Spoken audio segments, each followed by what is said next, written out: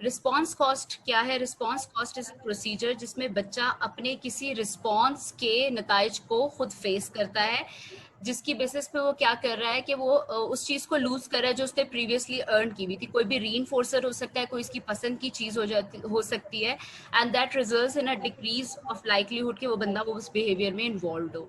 ये reward charts हैं, ठीक है। रिवॉर्ड चार्ट्स को हम रिस्पॉन्स कॉस्ट के लिए कैसे यूज कर सकते हैं? जैसे आपको डिफरेंट इसमें कॉलम्स नजर आ रहे होंगे और डिफरेंट रोज नजर आ रही होगी डे वाइज, ठीक है।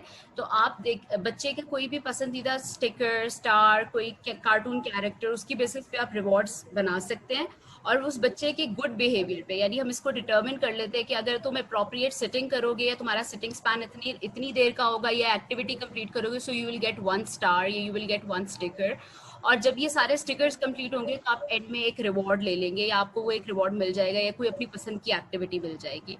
रिस्पॉन्स कॉस्ट में हम ये कर सकते हैं कि उसका जो अर्न स्टार है, जो उसने एक अप्रोप्रिएट बिहेवियर की वजह से अर्न किया था, जब वो इनअप्रोप्रिएट बिहेवियर में इन्वॉल्व हुआ तो हम उसको माइनस कर लेंगे, हम उसको रोक लेंगे या वापस ले लेंगे, ठीक है।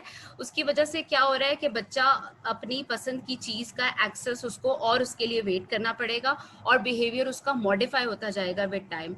इसमें एक एग्जांपल सिंपल सी अगर हम अपने से रिलेटेड लें तो अगर हम ओवर स्पीडिंग करें तो हमें टिकट्स इशू हो जाते हैं या फाइन्स हो जाते हैं या पेनल्टीज लगती हैं, टू मॉडिफाई आवर बिहेवियर कि आइंदा हम वो ओवर स्पीडिंग ना करें। यानी हमने एक रिस्पॉन्स शो किया, उसकी हमें कॉस्ट पे करनी पड़ रही है। अब वो कॉस्ट कोई भी हो सकती है, या वो मॉनेटरी कॉस्ट हो सकती है, पैसों की सूरत में हो सकती है, या अगर हम बच्चे के हिसाब से बात करें तो उसकी पसंद की चीज हम उससे वापस ले सकते हैं या विड्रॉ कर सकते हैं या उसमें से रिवॉर्ड चार्ट में से एक रिवॉर्ड हटा सकते हैं।